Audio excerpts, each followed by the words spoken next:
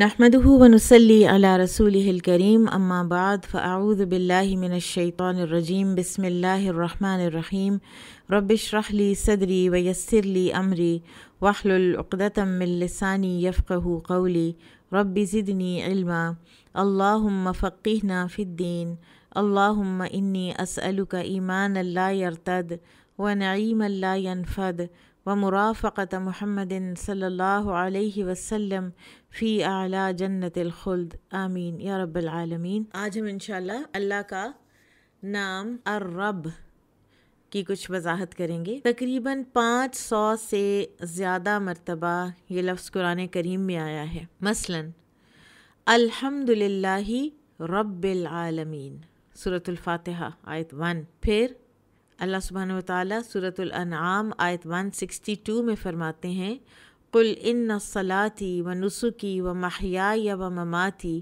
للہ رب العالمین، کہہ دیجئے کہ بے شک میری نماز، میری قربانی، میری زندگی، میری موت سب اللہ کے لیے ہے جو جہانوں کا رب ہے۔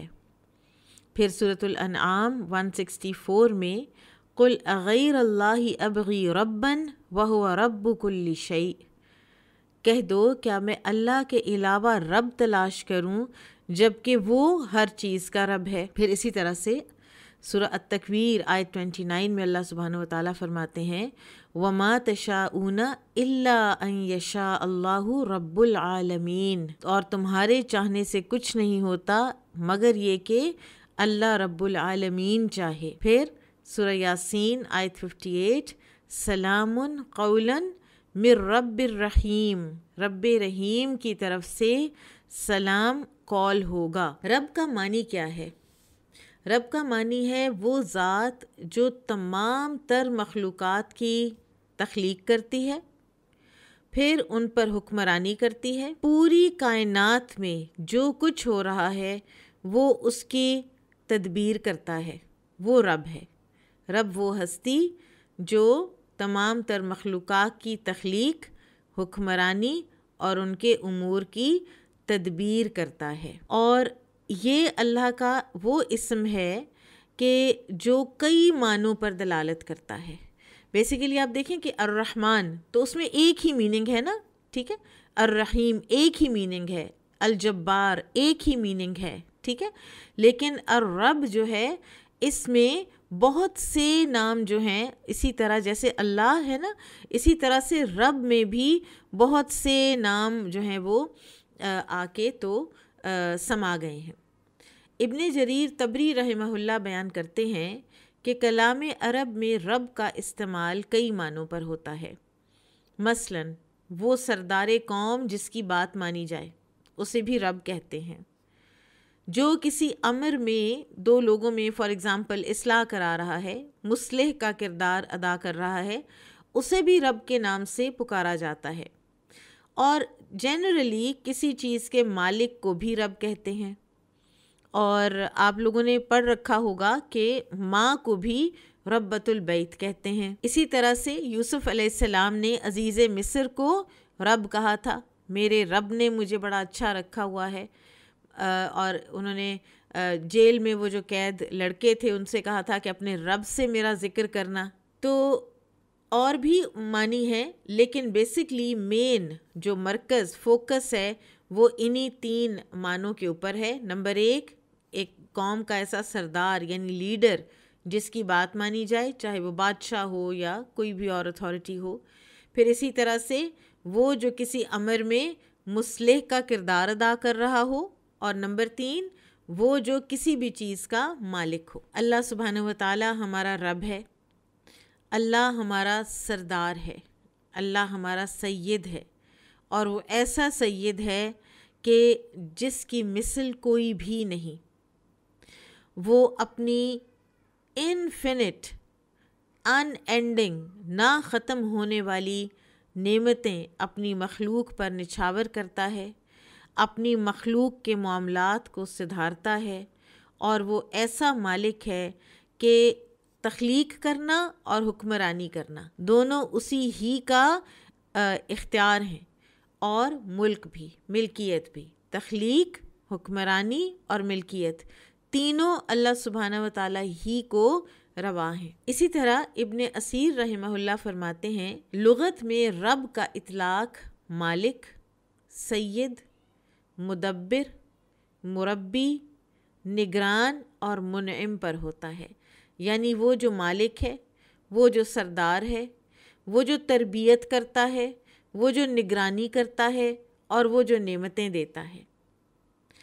اگر بغیر نسبت کے بولا جائے تو پھر وہ کسی اور کے لیے بھی بولا جا سکتا ہے، جیسے ماں کو ربۃ البیت کہتے ہیں، ٹھیک ہے، یعنی فلاں چیز کا رب، فلاں چیز کا مالک۔ لیکن خالی بولا جائے تو وہ صرف اللہ سبحانہ و تعالیٰ کے لیے بولا جاتا ہے۔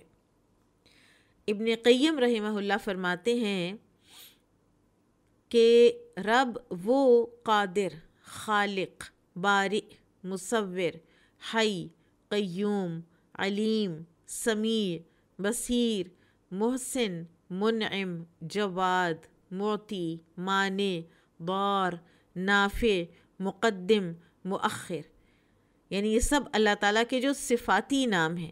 تو ابن قیم کہتے ہیں کہ یہ سب صفاتی نام اس رب کے اندر شامل ہیں کہ وہ جس کو چاہے گمراہ کرتا ہے، جسے چاہتا ہے ہدایت دیتا ہے، جسے چاہتا ہے سعادت سے ہمکنار کرتا ہے، جس کو چاہتا ہے بدبخت کر دیتا ہے، جس کو چاہتا ہے عزت دیتا ہے، جس کو چاہتا ہے ذلت دیتا ہے۔ اور رب کا اسم تمام اسماء حسنہ کو اپنے اندر سمیٹے ہوئے ہے۔ اب آپ دیکھیے کہ اگر آپ اس کائنات کی تخلیق کے اوپر اور اس میں ہونے والے تمام امور کے اوپر غور کریں گے تو آپ کو اللہ سبحانہ و تعالیٰ کی جو قیوم کی صفت ہے وہ نظر آئے گی۔ وہ خود قائم ہے، اس کو کوئی چیز قائم نہیں کیے ہوئے، وہ اپنی ذات میں خود قائم ہے، ٹھیک ہے، اور دوسرے اس کے ذریعے ہر چیز قائم ہے۔ وہ قائم نہ رکھے تو کچھ بھی قائم نہ رہے۔ یہ آسمان جو ہمارے اوپر بغیر ستونوں کے قائم ہے، یہی ٹل جائے، یہی ہمارے اوپر آ پڑے۔ پھر اسی طرح سے یہ اس کے قیوم ہونے کی صفت ہے کہ ہر نفس کے خیر اور شر کا وہ ذمہ دار ہے۔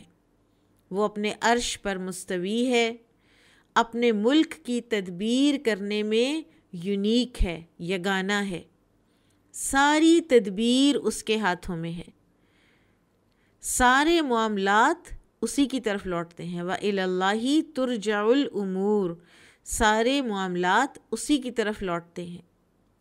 فرشتوں کے ذریعے سے ساری تدابیر وہی زمین پر بھیجتا ہے، کس کو دینا ہے، کس سے روک لینا ہے، کس کو بلندی عطا فرمانی ہے، کسے پستی میں گرانا ہے، کسے زندہ کرنا ہے، مارنا ہے، کس کی توبہ قبول کرنی ہے، کس کو عزت کے مقام سے معزول کرنا ہے، کس کو فیض اور کشادگی دینی ہے، کس کی مصیبتوں کو دور کرنا ہے، کون سے پریشان حال انسان کی فریاد رسی کرنی ہے اور کس لاچار کی دعا قبول کرنی ہے، یہ سب کچھ رب کرتا ہے، اس لیے کہ وہ قیوم ہے، وہ ہر کسی کے اوپر قائم ہے۔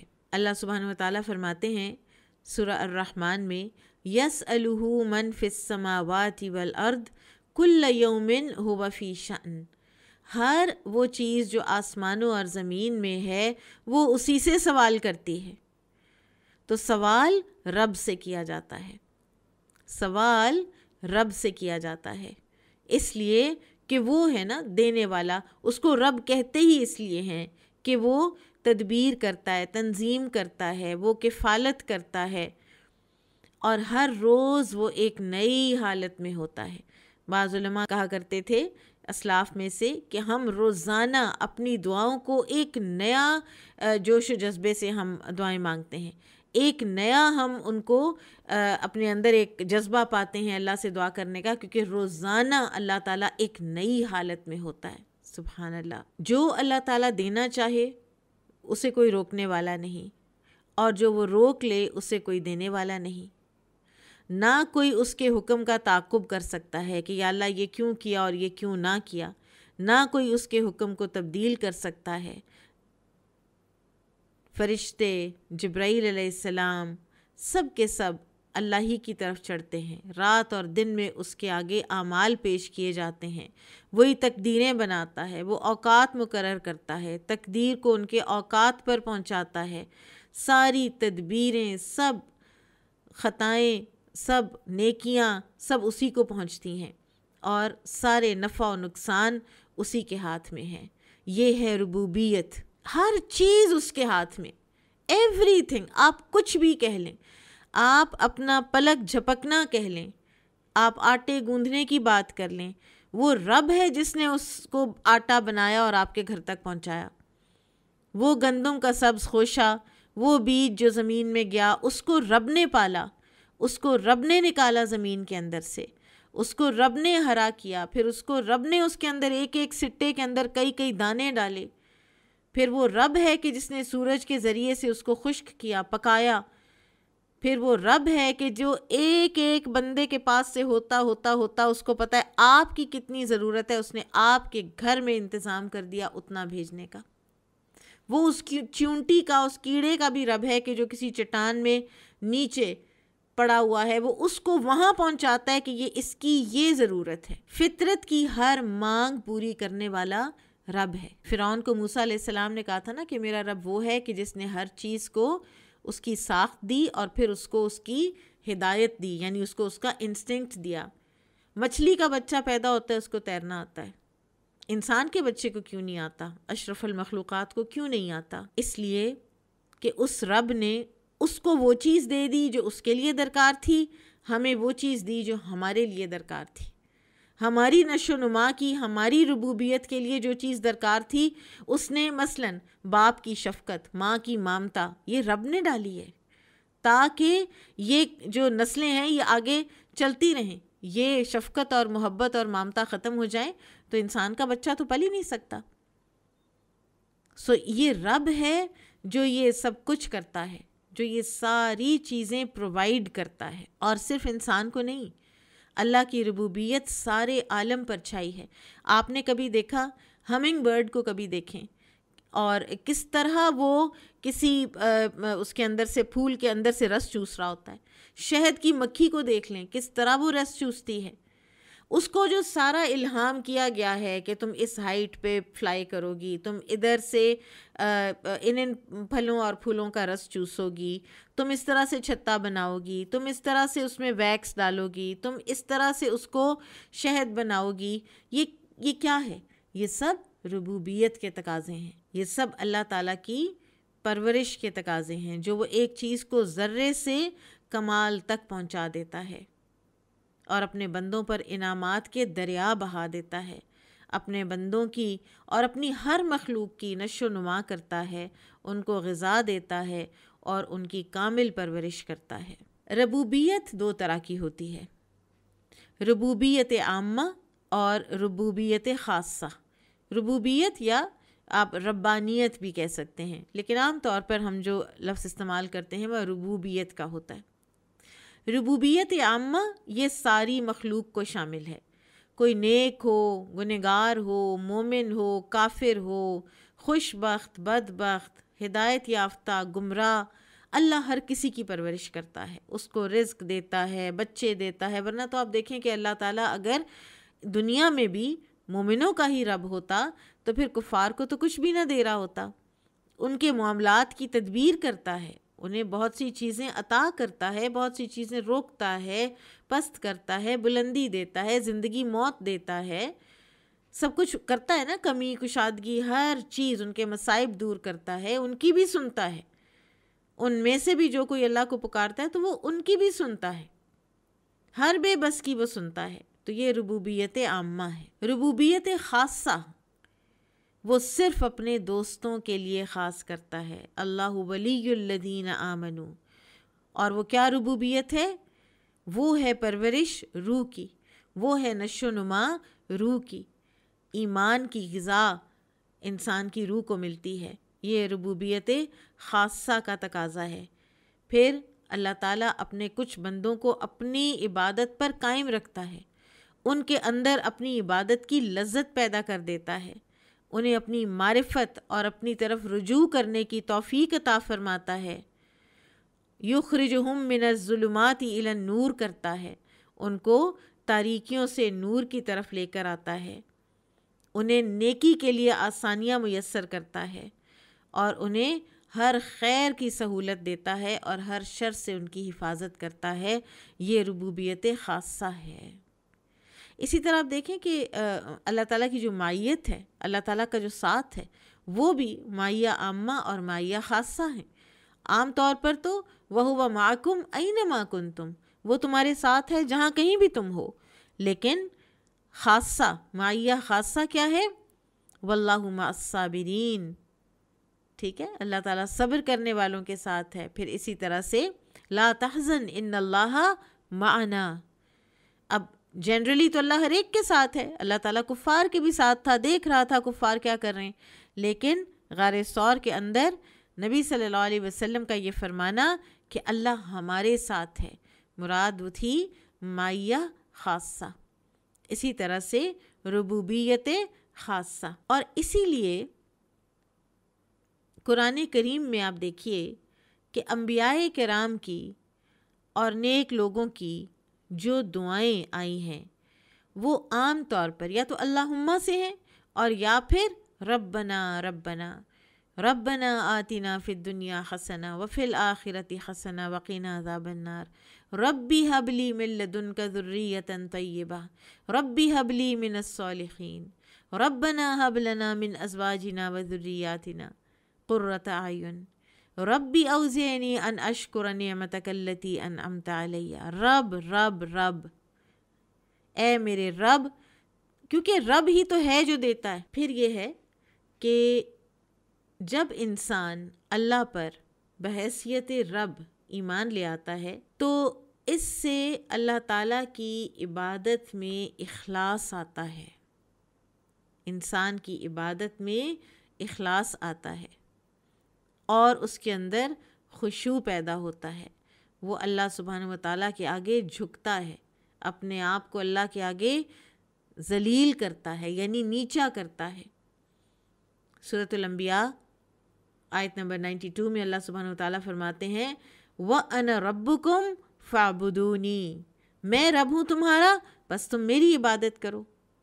سو رب اور عبادت ان دو کا ایک کنیکشن ہے کہ جب آپ اللہ کو رب مان لیتے ہیں نا تو پھر آپ اسی کی عبادت کرتے ہیں۔ پھر آپ کی عبادت میں کہیں آپ جب اللہ کے علاوہ کسی کو رب ہی نہیں مانتے تو پھر آپ کسی اور کی عبادت کیوں کریں گے؟ آپ کو ضرورت کیا رہ جائے گی؟ جب دینے والا وہ ہے، آپ کو اولاد چاہیے، آپ کو رزق چاہیے، آپ کو صحت چاہیے، آپ کو دعاؤں کی قبولیت چاہیے، آپ کو پتہ ہے کہ وہ یہ اسی کے پاس ہے، اس رب کے پاس ہے اور اس کے علاوہ رب اور ہے کوئی نہیں، تو پھر انسان اپنی عبادت میں اخلاص پاتا ہے۔ اور جو کوئی اللہ کی ربوبیت پر ایمان لے آتا ہے اور اللہ کو رب مان لیتا ہے تو پھر اس کے نفسیات پر کیا اثر پڑتا ہے؟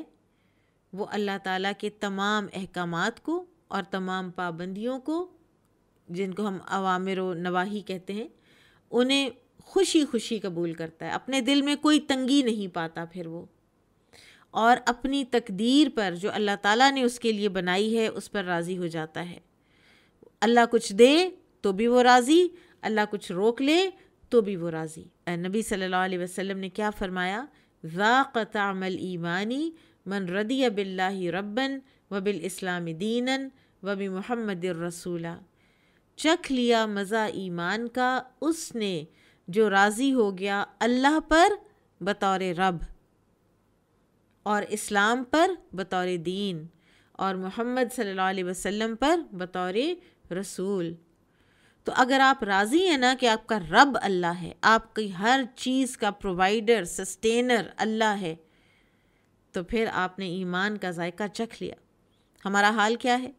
ہم اس کو چاہے رب کہیں، چاہے ہم اس کی کتنے ہی یہ دعائیں بھی ہم ربنا اور ربی والی پڑھیں، لیکن جب کوئی ٹیسٹ آئے، جب کوئی ٹرائل آئے تو ہم ادھر ادھر ہاتھ پاؤں مارنا شروع کر دیں، غیر اللہ کی طرف ہاتھ پاؤں مارنا شروع کر دیں۔ اور توحید ربوبیت ہی انسان کو توحید الوہیت کی طرف لے کر جاتی ہے۔ دل میں پہلے توحید ربوبیت آتی ہے۔ توحید ربوبیت کیا ہے؟ مجھے سوائے اللہ کے کسی نے کچھ نہیں دینا، مجھے جو ملنا ہے مجھے اللہ سے ملنا ہے، میرے ہر معاملے کی تدبیر اس رب نے کرنی ہے، وہ کرتا ہے، وہ مجھے دے گا یا وہ مجھ سے روکے گا، یا وہ مجھے عزت دے گا یا وہ مجھے ذلت دے گا، یا وہ مجھے خوشحالی دے گا یا وہ مجھے تنگ دستی دے گا، صحت دے گا، بیماری دے گا، ہر چیز جو دے گا رب دے گا۔ تو توحید ربوبیت جب آ جاتی ہے تو اس سے نیکسٹ سٹیپ کیا ہوتا ہے؟ انسان جتنا پختہ توحید ربوبیت میں ہوتا ہے اتنا ہی پختہ انسان پھر توحید الوہیت میں بھی ہو جاتا ہے۔ اور توحید الوہیت کیا ہے؟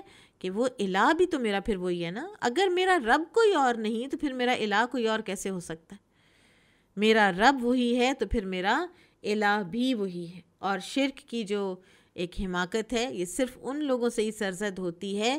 سب سے پہلا خلل کہاں آتا ہے؟ توحید ربوبیت میں۔ رازق کسی اور کو سمجھ لیتے ہیں، فیصلہ کرنے والا کسی اور کو سمجھ لیتے ہیں، نفع نقصان کا مالک کسی اور کو سمجھ لیتے ہیں۔ اس وقت ہمارا جو ہے نا قبلہ وہ جب چینج ہوتا ہے توحید ربوبیت کا، تو اس کے ساتھ ہی توحید الوہیت میں بھی خلل آ جاتا ہے۔ بارک اللہ فیکم، سبحانک اللہم و بحمدک، اشہد ان لا الہ الا انت، استغفرک و اتوب الیک۔